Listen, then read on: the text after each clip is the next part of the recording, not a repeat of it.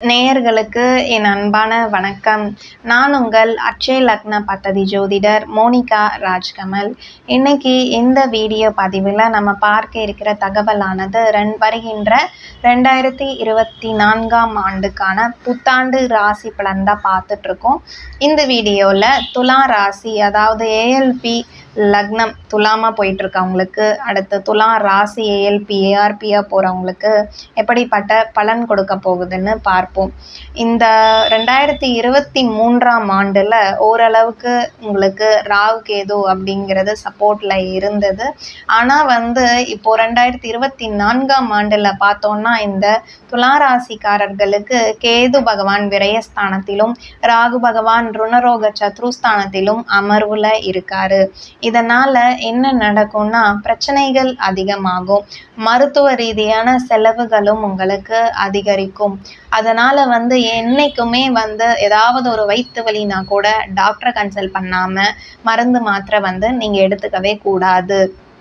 கேது பகவான் விரயஸ்தானத்துல இருக்கனால நீங்க ஆன்மீகம் சம்பந்தப்பட்ட பயணங்கள் அதிகரிக்கும்.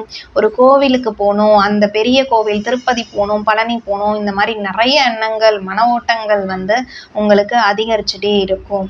முன்ன பின்ன தெரியாதவங்க மூலியமா பிரச்சனைகள் உங்களுக்கு தேடி வரும். தொழில் ரீதியான விஷயங்கள்ல பார்த்தோம்னா எதிரிகள் தொல்லை கொஞ்சம் அதிகரிக்கும். ஸோ ரியல் எஸ்டேட் சம்பந்தப்பட்ட விஷயத்துல நீங்க ஈடுபாடு செஞ்சுட்டு இருந்தீங்கன்னா சுமாராக தான் போகும். உங்களுடைய அஷ்டமாதிபதியான சுக்கிர பகவான் குடும்பஸ்தானத்துல இருக்காரு புதனோட சேர்க்கையில. இதனால என்ன நடக்கும்னா குடும்பத்திலையுமே சின்ன சின்ன மனக்கசப்புகள் அதிகரிக்கும். ஒருத்தர் விட்டு மனசு விட்டு ஒருத்தர்கிட்ட யார்கிட்டையாவது பேசி பிரச்சனைகளை சால்வ் பண்ணுங்க. அமைதியாவே இருந்தீங்கன்னா எந்த ஒரு பிரச்சனைகளும் முடிவுக்கு வராது.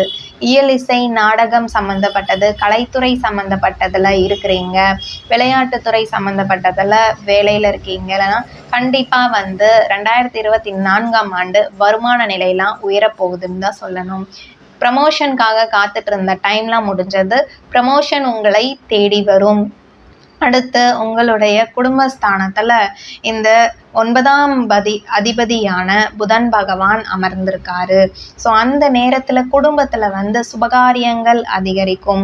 ஒரு மனை வாங்கி வீடு கட்டி அந்த கிரக பிரவேசம் பண்றது, திருமணம் சம்பந்தப்பட்ட நிகழ்ச்சிகள்ல கலந்து கொள்வது, இந்த மாதிரி நிகழ்ச்சிகள்லாம் ஏற்படும். திடீர்னு பணவரவு உங்களுக்கு வர ஆரம்பிக்கும்.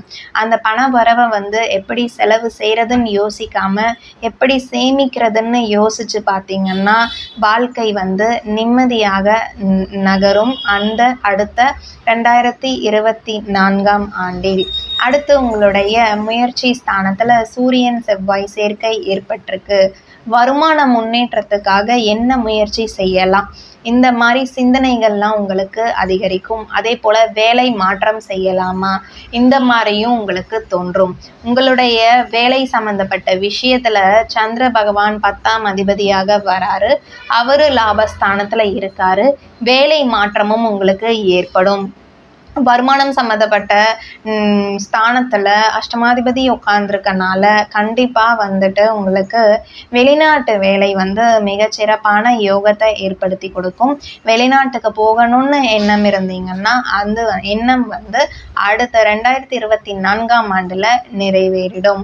மேலும் இந்த 2024ஆம் ஆண்டுல மிக சிறப்பான பலன் எனக்கு வேணும், என் வாழ்க்கையில நன்மைகள் நடக்கணும் அப்படின்னு யோசிச்சிங்கன்னா நீங்கள் வழிபட வேண்டியது சங்கமேஸ்வரர் கோவில், பவானியில இருக்கக்கூடிய அந்த கோவிலுக்கு ஒரு டைம் போயிட்டு வாங்க. மிக அற்புதமான பலன்கள் உங்கள் வாழ்க்கையிலையும் நிகழ ஆரம்பிக்கும். நான் சொன்ன பலன்கள், அதாவது துலாம் ராசிக்கு உண்டான பலன்கள் அனைத்துமே பொதுவான பலன்கள் தான். அவங்கவுங்க சுய ஜாதகம்னு ஒன்று இருக்கும். அந்த சுய ஜாதகப்படி இந்த பலன்கள் மாறுபடலாம். ஸோ அவங்கவுங்க ஏஎல்பி முறையில் சுய ஜாதகத்தை பார்க்கணும்னு நினைக்கிறவங்க ஸ்க்ரீனில் ஸ்க்ரோல் ஆகிட்டு இருக்கிற என்னுடைய காண்டாக்ட் நம்பரை தொடர்பு கொண்டு தகுந்த கட்டணம் செலுத்திவிட்டு அப்பாயின்மெண்ட் வாங்கிட்டு ஜாதகம் பார்த்து கொள்ளலாம். மீண்டும் மற்றொரு ஆன்மீக பதிவில் நான் உங்களை சந்திக்கிறேன். அதுவரை நன்றி, வணக்கம்.